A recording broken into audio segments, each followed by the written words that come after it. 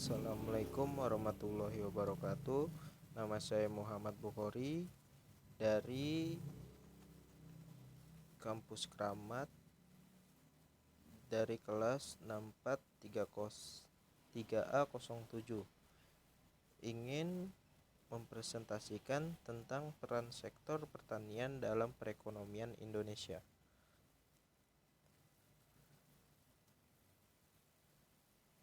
Indonesia adalah negara kepulauan yang memiliki daratan yang sangat luas, sehingga mata pencarian penduduk sebagian besar adalah pada sektor pertanian.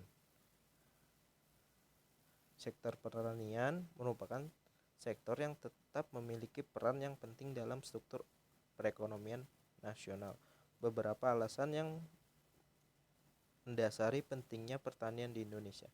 1. Potensi sumber daya yang besar dan beragam. 2. Pangsa terhadap pendapatan nasional cukup besar. Pangsa terhadap pendapatan nasional cukup besar. Besarnya penduduk yang menggantungkan hidupnya pada sektor ini, yaitu 50% jumlah penduduk. 4. Menjadi basis pertumbuhan ekonomi di pedesaan.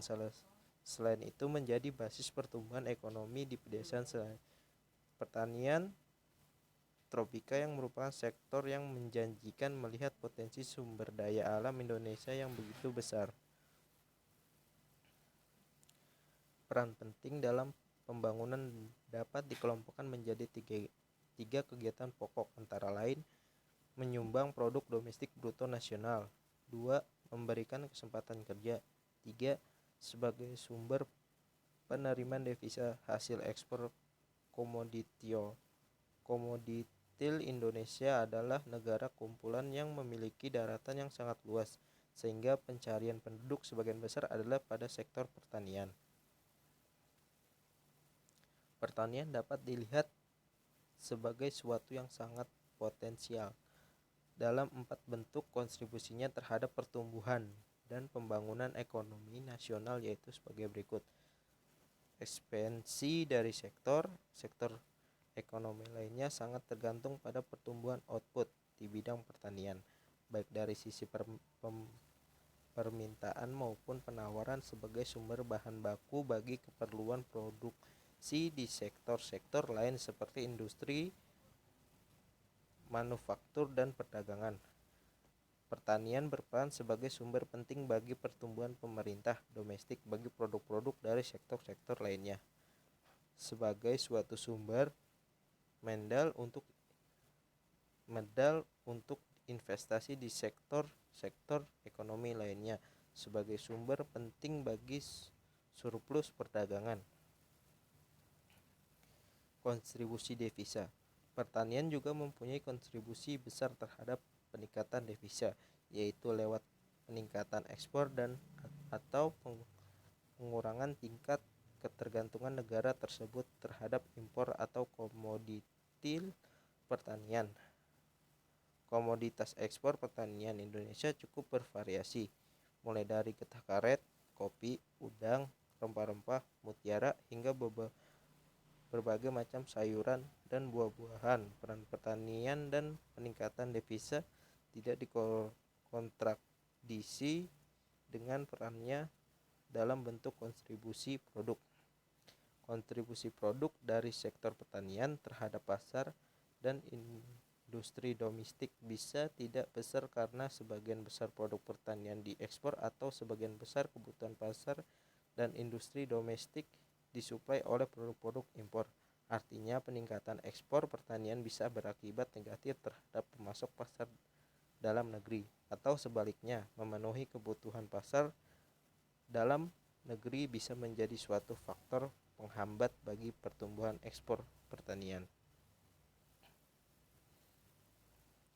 Untuk mengatasinya, ada 2 hal yang perlu dilakukan, yaitu menambah kapasitas produksi dan meningkatkan daya asing produknya. Namun, bagi banyak negara agraris termasuk Indonesia, melaksanakan 2 pekerjaan ini tidak mudah, terutama karena keterbatasan teknologi, sumber daya manusia, dan modal.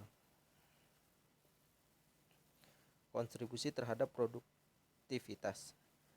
Banyak orang memperkirakan bahwa laju pertumbuhan penduduk di dunia yang tetap tinggi setiap tahun, sementara lahan-lahan yang tersedia untuk kegiatan-kegiatan pertanian semakin sempit. Maka pada suatu saat dunia akan mengalami krisis pangan atau kekurangan stok seperti juga diprediksi oleh teori Malthus.